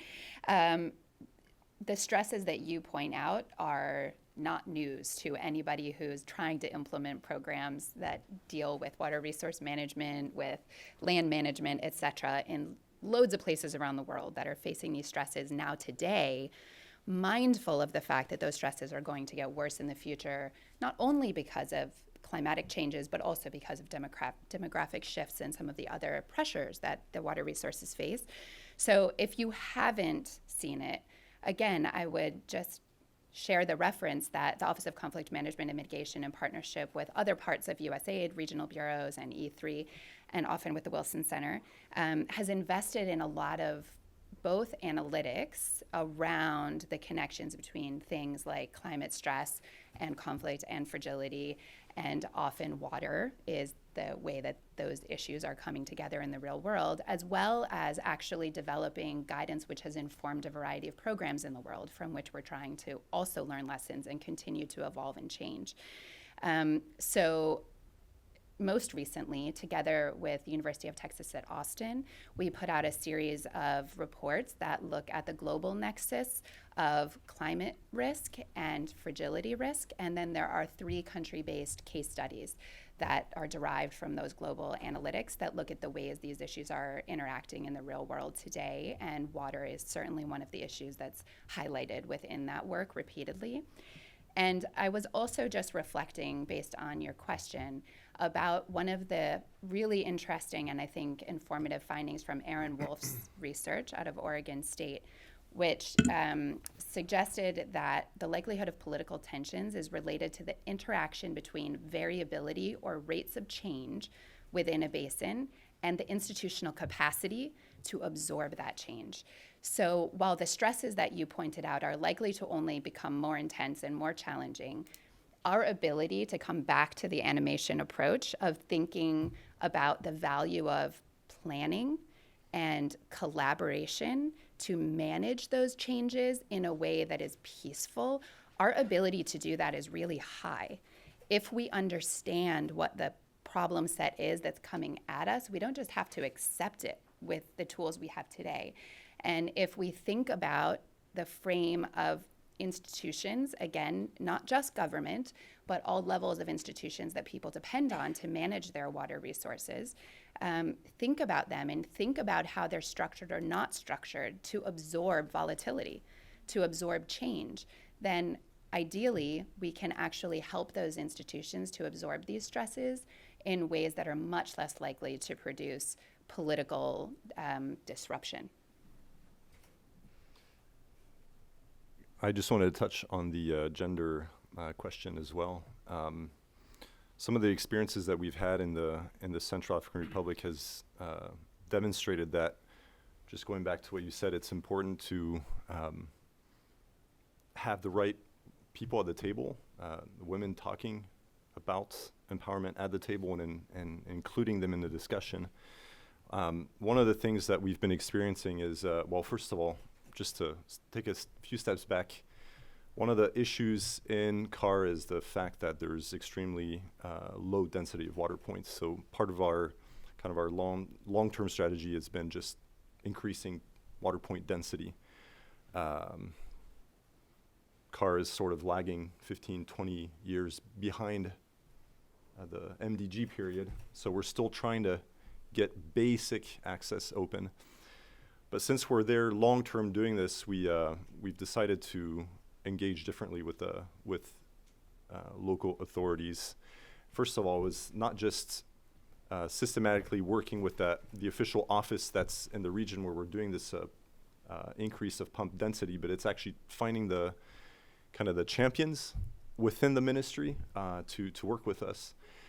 And finding that person or those few people has been critical, and finding those who are sensitive to gender issues as well. And so we are, instead of giving these people, these government officials who are in charge of the water sector at a local level and a regional level, peripheral roles in implementation, we've actually put them in the center, since we know full well that they know their communities a lot better. So they've been a lot more involved in the process, which takes a long time. It takes longer, it takes a little bit more money to include them, more time, but we've seen how they have been able to engage with this gender issue in a much more contextualized level that we as an international organization may not understand. Now, we also realize that there are already arrangements within the communities where women hold strategic roles. And it's important to give time in that process of engaging with communities to identify those roles, identify those people, those women, and work with them, but let kind of the local actors do that within our organization, and not try to kind of impose something that's clearly cut out the same for all the communities. We realize it's not going to work in some, in others it does, but it's kind of best we've noticed, to let things go on their own, because we have been imposed in the past by a donor to do something in a very strict way. It's got to be 50-50 in all the communities, all the village committees, the water point committees. They will sign up and do it, but right after that they'll rearrange things, and it becomes a source of conflict. So we've noticed that it's a lot better to give that time commitment to the training and formation of those well committees, and allow things to happen in their time within those communities. Thanks. I think we can open it up for another round of questions. I'll start with one from Twitter that we received from Liz Kendall at Winrock. Can we talk about resilience in the context of targeting infrastructure? How do you build when you know that it could be destroyed again? Please, in blue. Thank you. In blue, Brian Greenberg. I'm an independent consultant, and perhaps blue is a bit the tone of the room here today. Emotionally, I think you can count me among those who are really rattled, because every day we understand how much more significant the sustainability and the climate change issues are advanced than our earlier understandings had led us comfortably to believe. You've all heard about the new UN biodiversity report, but one of the things it underscores that had me hiding under the bed for a day or so is that it says traditional development approaches to rural landscapes and agricultural development will no longer be successful because decades and centuries of degradation, on the one hand through many traditional systems which have become highly intensified with more livestock. So that sector, on the other hand, and the more modern high external input ag sector is also profoundly challenged by the need for irrigation resources and so forth. So I really like the title that you guys put together, because in times of crisis, to me, is our times entirely. And to the extent that we're not grappling with the additional challenges of degradation, with climate change layered on top as a stressor for food systems and water systems especially, then we're not quite getting it. And for me, the rebalancing, which Cynthia, many sorts of rebalancing and maybe rethinking of traditional paradigms that could happen and needs to happen, is that we become more about resilience than we are about traditional development with all of the ecological externalities and consequences that that has traditionally had. And you need only look at the North to see it. So I guess that's what I'm proposing and asking. And Cynthia, not to put you on the spot, but you've suggested that there are rebalancings going on. My concern is that resilience is still taken as kind of an add-on or a co-benefit if we do good mainstream development. Don't worry about resilience. There are co-benefits that help us through that. For my thinking, different strategy, different tactics, different objectives that you're seeking than much of traditional development. And unless we understand, read the alarm from things like the UN report and the climate reports, then we're going to be lagging behind, and we're not going to be about resilience as much as we need to be full-time. So thank you. And we can take two more in the front in black. Right here.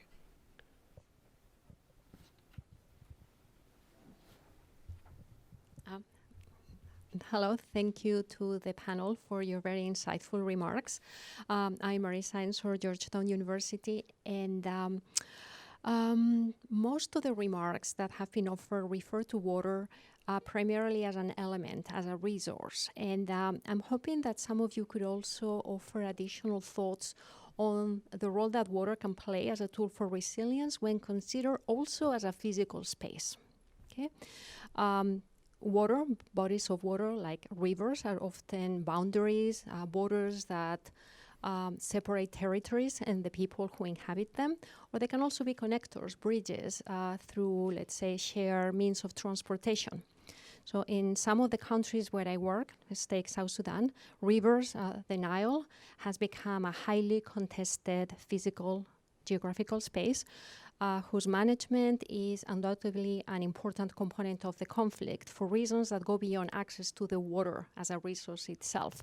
But I would argue that Nile management is also offering opportunities for local level peace building by bringing communities together through joint management agreements. And so I'm hoping that some of you may offer additional remarks on water as a physical space.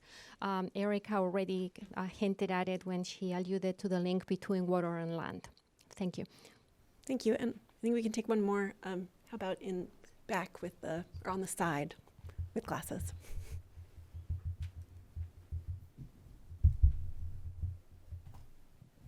First, thank you for a very interesting panel. I have one recommendation and one question. The recommendation is there's an edited volume called The Social Life of Water, which is very interesting, and I recommend it to everyone.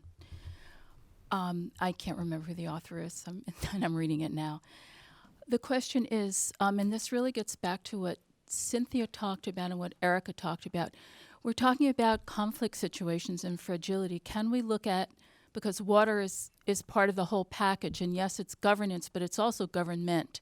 And when you have a rapacious government that is putting in lots of policies that may be not so good for the population, water being one of them, how would you work with water if it's one of the major components of dissatisfaction to step in and either prevent conflict or to make sure the conflict isn't terrible? And the country I'm thinking about with possible future conflict is Egypt, with the treaty with Ethiopia. Okay, so we have 4 questions here. The first is about how we talk about resilience when infrastructure is targeted. How can we ensure that we don't think about resilience as an add-on? what about water as sort of a physical, geographical space? And then finally, the role of government, even in these sort of fragile conflict settings. I hope I characterized those in a nutshell appropriately. Anyone's free to start. Erica, I feel like the first question was really to you. Okay. How do you talk about resilience in conflict? And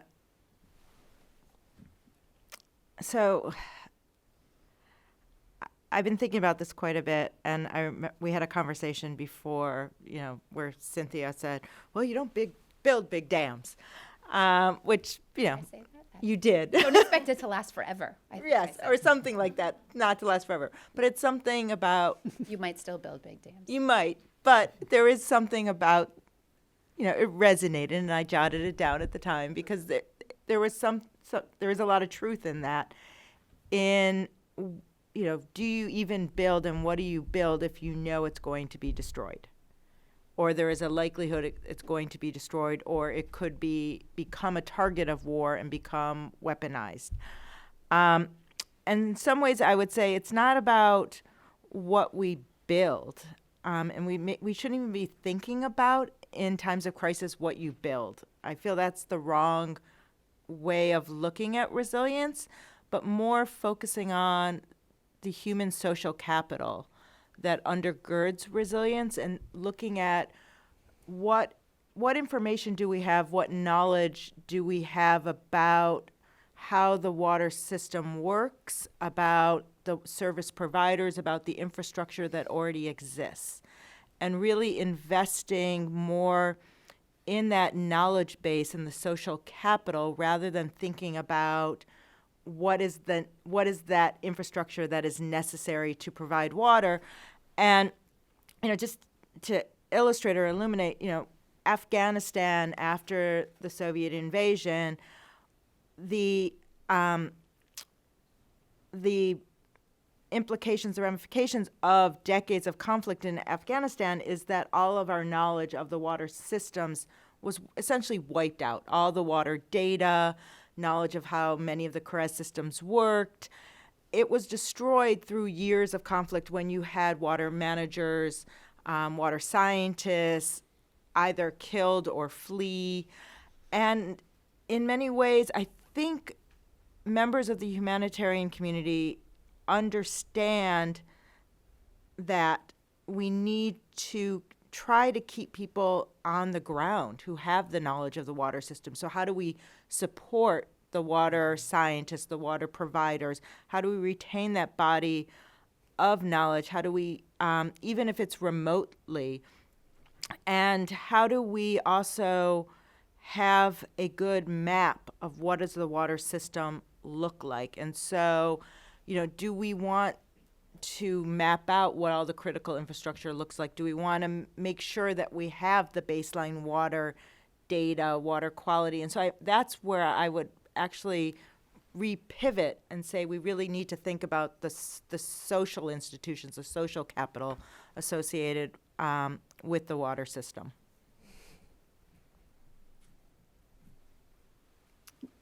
Quick comment Please, to, yeah. to add on to that. I think the question of infrastructure is a really challenging one, even when the situation is not conflict or conflict affected. We've seen the statistics about the financing deficit just to invest to increase access to meet the SDGs, access to water and sanitation. And so when you add the layer of conflict conflict to a situation, it becomes all the more difficult. I think one dimension also of conflict and conflict affected settings, if we're thinking about infrastructure, is we're not always allowed to go. I mean, if we're mobilizing experts to work with local communities to look at and plan and design some of the infrastructure, a lot of this has to happen through remote coordination. And so how does that process unfold in coordination with some of the local stakeholders, the people who have the historical knowledge of the water resources and the infrastructure? So thinking about sort of the pivoting to what are some new technologies that we can embrace to facilitate some of those conversations, one.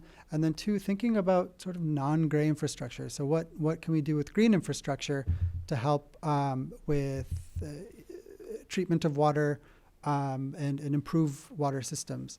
The third question on, maybe if you two want to chime in, otherwise okay. Water as a place. I think that's a really interesting question. My background is in geography, so I mean, this resonated with me. One of the things that I've found really interesting about the process that we sort of adopt in the water security discussions with local stakeholders, and a really fundamental part of the process is identifying what are the sort of the boundaries. So there's actually sort of the physical boundaries that we're working in and sort of the institutional boundaries, identifying who those stakeholders are.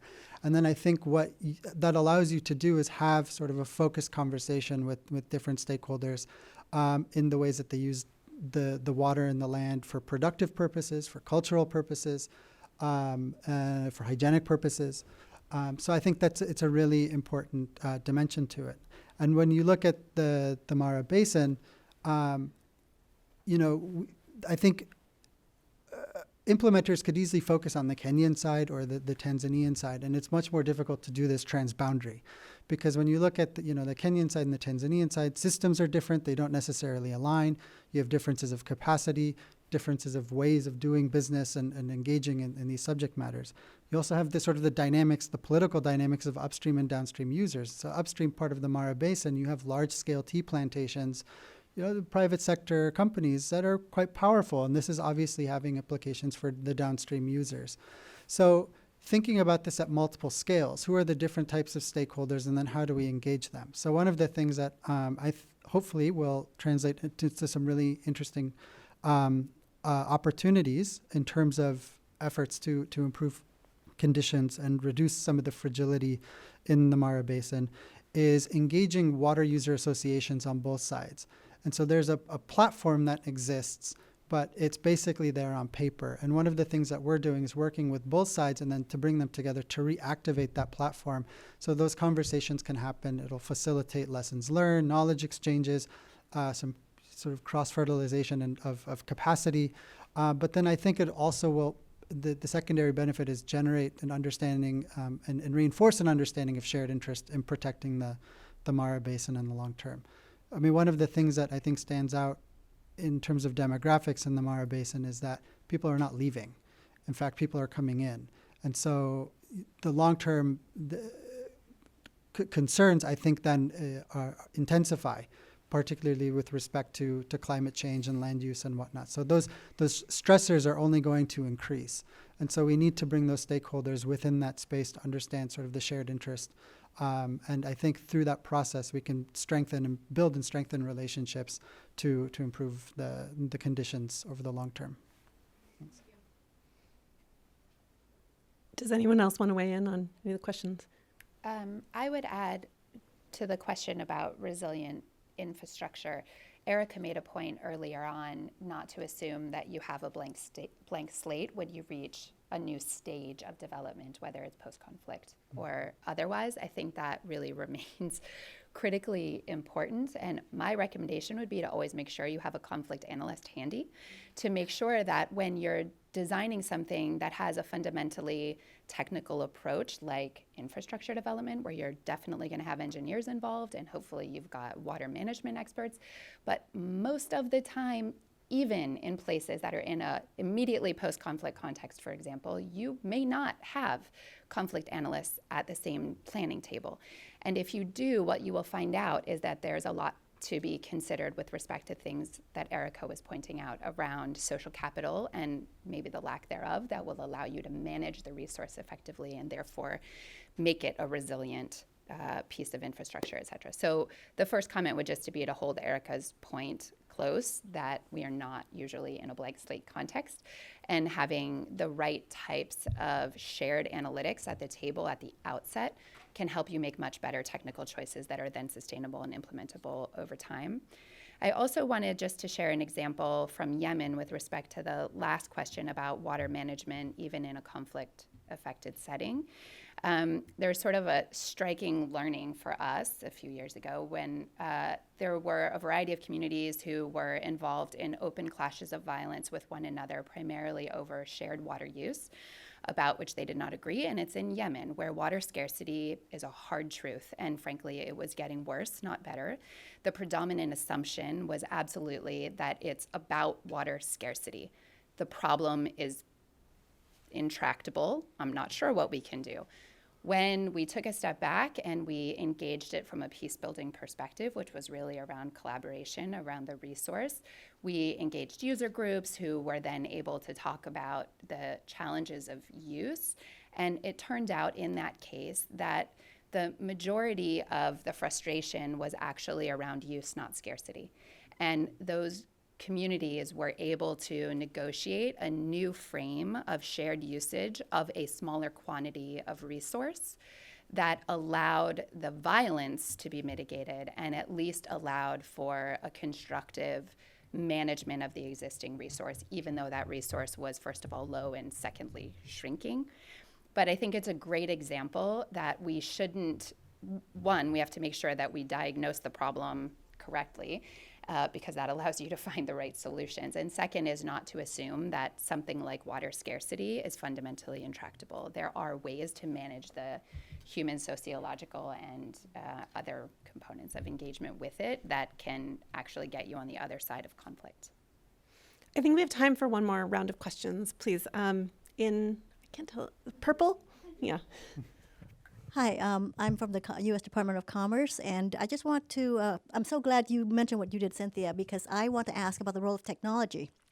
We have new technologies all the time coming up that would make use of resources that hitherto were not resources. For example, the gentleman from Verdant Energy or Verdant Power talked about they're coming up with new turbines to use the flow of water, whether it's a lake, stream, or otherwise, to generate electricity on a local level. That's a new technology that creates a resource where none existed before. And that could be a resilient solution. It could be a localized solution within the context. So the question I'm having here is, how would companies with these technologies get in front of AID? Do you have Industry Day?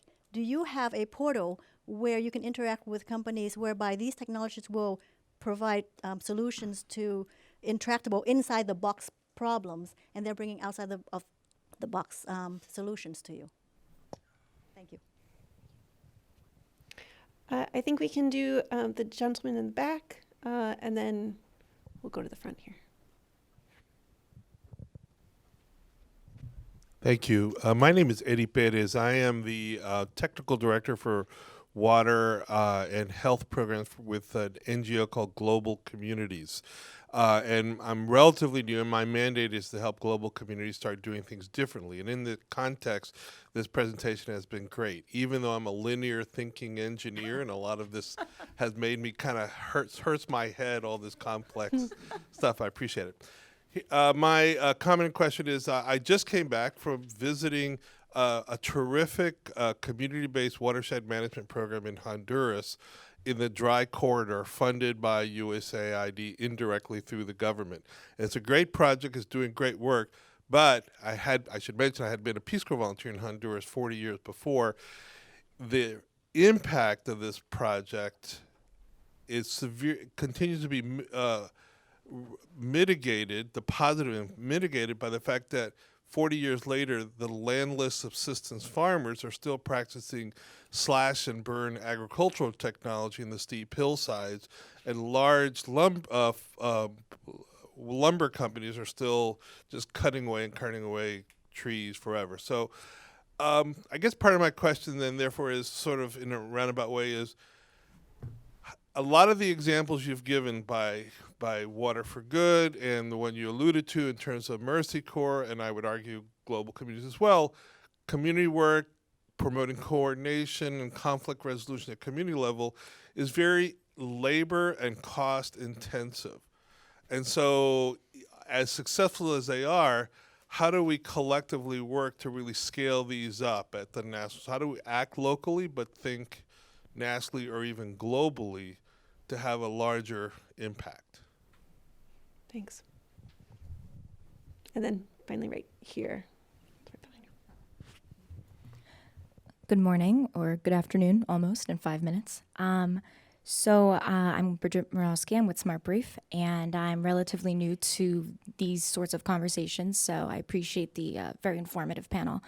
I'm wondering, to take things back to a more domestic focus, how do we prevent a water crisis in our own country? I'm thinking about how the EPA has recently estimated that we need 743 billion is needed for water infrastructure improvements, and you couple that with the various chemical concerns we have about the potability of our own water sources. Sorry for my Philadelphian accent, by the way.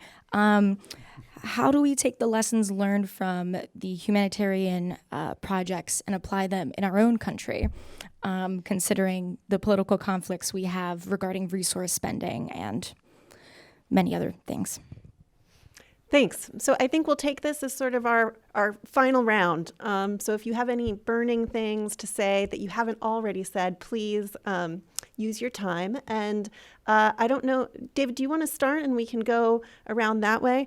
Just to quickly summarize, I can take a stab at our colleague from Commerce's question when it gets to me. But I think there were two other questions posed, one about sort of scale, acting locally, but kind of taking into consideration national and global issues, and then thinking about bringing these lessons and applying them at home. I can answer your question if you'd like, real quick. What we've seen in the Central African Republic is that we're still working with small infrastructure, but we see something that's very common and tied to trends that we also, I live in France. We don't have the same issues exactly, but we see that a lot of new things are built, technologies integrated in new systems, but it often seems like just the preventative maintenance aspect of it is not quite baked into the long-term life. The life cycling of the project is not really calculated well. Is this the problem in the United States? I don't know.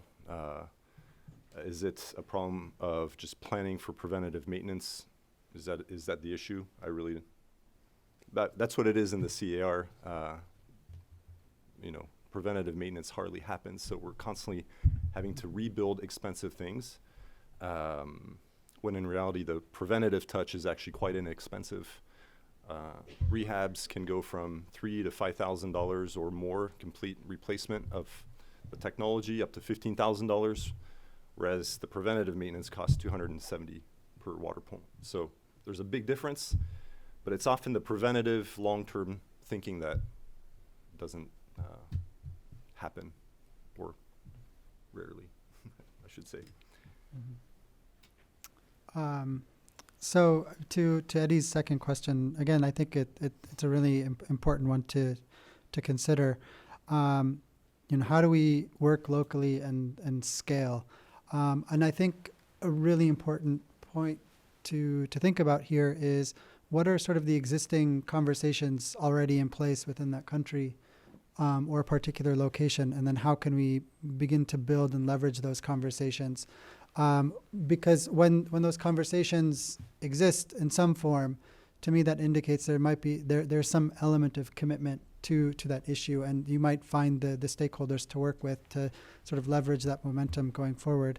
And I mean, for us, again, I alluded to the memorandum of understanding between Kenya and Tanzania. This is a really important part of the work that we're doing in the Mara Basin, and it's allowing us to work at sort of multiple scales concurrently, which I think is also another important point to think about. I don't think it's a matter of starting locally and then building up, but how can we work at multiple scales at the same time?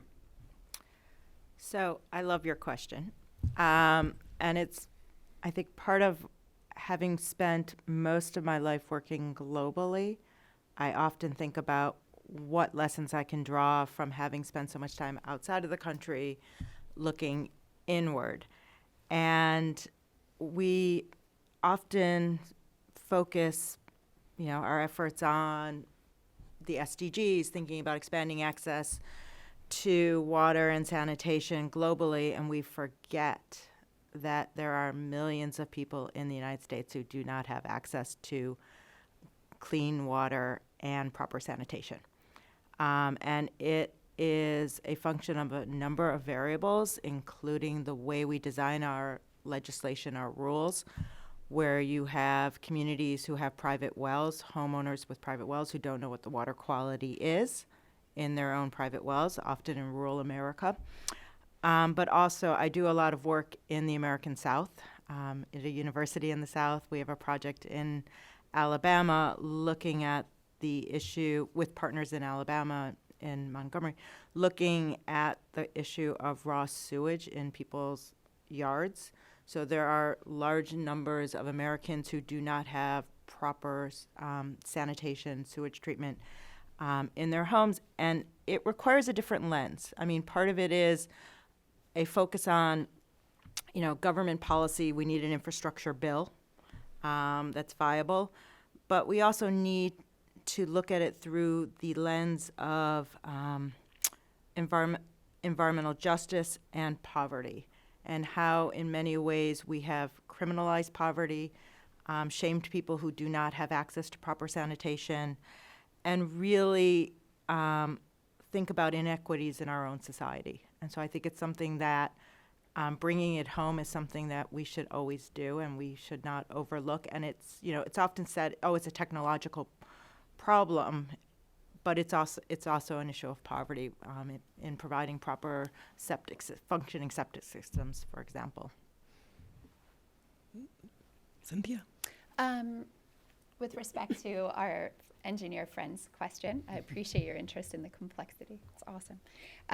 I would just say, reflecting on the conflict and peace building space, one of the things we pay a lot of attention to with programming, which relates to the scalability question, is if you spend time focusing on things like building the capacity of people to advocate for their interests, to even understand what their requirements are and articulate them, and you don't spend corresponding time building the capacity of institutions to respond to those demands, you will have created a problem rather than solved one. So I think one of the challenges of the scalability question is making sure that while it's cost and labor intensive either way, that we are actually aware of the systems nature of these problems and that we're making corresponding investments in different parts of the system that connect so that the change can be systemic. And in our case, at least, I think we're fortunate in being part of the US government that we do have opportunities to work with donor governments and with different institutions of government at the same time that we're supporting development programs that are often targeting community or even household level changes. And we need to use that platform in a way that is comprehensive and holistic and thinks about the scalability of that change across the different components of the system. And I might just also mention, with Lauren sitting in the front row with respect to the last question, about domestic application, Lauren has actually worked with a number of organizations, specifically in the water sector, who are interested in applying global lessons to the domestic context. So I wondered if Lauren had anything she might want to reflect from that experience or that work. Yes, in 5 minutes. We can circle around down here. And I guess part of the agency's response to working at scale is, in fact, engaging the private sector. The agency has a private sector engagement strategy that's newly out, and it really is focused on trying to bring innovation and the expertise of the American business sector to bear on some of these intransigent development problems. So I'd refer you to that document. It is. Well, I just wanted to thank the panel. And I mean, I think we've had a rich and winding discussion. And I think certainly the animation made a compelling case as sort of water as a tool for resilience in times of crisis. I know I'm going to walk away with a few sort of key takeaways around context really matters.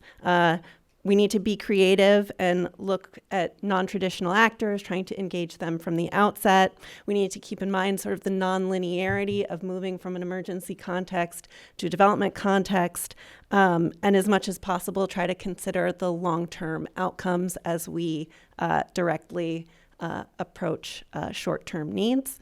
And then we need to also keep in mind that as populations move around, they do take with them social capital and knowledge, and that's really an important resource that we should be harnessing as much as possible.